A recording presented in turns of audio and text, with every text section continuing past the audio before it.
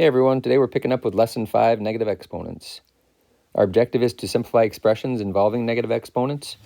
And once again, please make sure to have all the materials you need and watch for these items in the video. So we're going to start out with a couple of rules on zero and negative exponents. Any non-zero number to the zero power is 1. So any value that you take to the zero power is just equal to 1. That's just a simple rule to remember. Also, any non-zero number to the negative n power is the multiplicative inverse of its nth power. So any non-zero number like 7 to the negative third power would be factored out 1/7 times a 7th times 1/7, or 1 over 7 to the third power. So really, what we're doing is we're just using the multiplicative inverse of the value that we start with. So the multiplicative inverse of 7 is 1/7, or 1 over 7. And because we've moved the value to the denominator, we can make the exponent positive. So in this case, 7 to the negative third would be 1 over 7 to the third. You can also use exponents to represent very small numbers. Negative powers are the result of repeated division. So let's look at these two examples. We're being asked to write each expression using a positive exponent. So we've got a negative exponent here, 6 to the negative third power. So all we do is we write the multiplicative inverse, which is 1 over 6 to the positive third power. Because we're putting the exponent in the denominator, our exponent goes from a negative to a positive. For number 2, we've got a to the negative fifth power. So again, all we do is we flip it into its multiplicative inverse, which would be 1 over a to the positive fifth power. So let's try a few together here. For a, we've got 7 to the negative second power, and that would just simply be 1 over 7 squared. So we move our value to the denominator, and we change our exponent value to a positive. B, which is b to the negative fourth, would just simply be 1 over b to the positive fourth. C, 5 to the 0, remember any value to the 0 power is just simply 1. And for D, m to the negative third would be 1 over m to the positive third.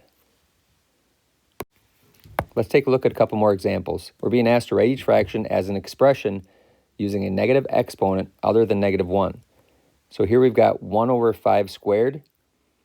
And again, we're just working backwards now. Before we would take 5 to the negative square, or 5 to the negative second power, and then we would convert that to a fraction, the multiplicative inverse. Now we're starting with the fraction, 1 over 5 squared, and we're going to convert that to a whole number with a negative exponent, because we're being asked to write this using a negative exponent. So 1 over 5 squared becomes 5 to the negative 2. For 4, we've got 1 over 36. So to write this expression using a negative exponent, we have to look at this a little differently. So we don't have an exponent right now, but we could rewrite 1 over 36 as 1 over 6 squared, because 6 times 6 is 36. And then to write this using a negative exponent, we take 1 over 6 squared, and then we convert that to 6 to the negative 2. So I'd like you to try these 4 problems on your own.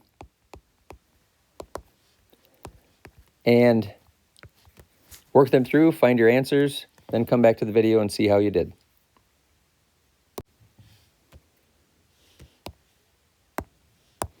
All right, for E, we've got 1 over 8 to the third. That would just simply be 8 to the negative third. F, 1/4 would be 1 over 2 squared, which could be rewritten as 2 to the negative square. G, 1 over c to the fifth. would be c to the negative fifth, and h, 1 over 27, could also be written as 1 over 3 to the third, or 3 to the negative third. So in all of these cases, we're writing our final answer with a negative exponent. That's why we had to go, in this case, from 1/4 to 1 over 2 squared, and then to 2 to the negative 2, or 2 to the negative square. Same in this case. We went from 27 to 1 over 3 to the third, and then we can convert to that negative exponent, 3 to the negative third. So your homework assignment for today is page 47, number 1 through 8. Please make sure to include everything in your assignment, show your work, and submit to Canvas.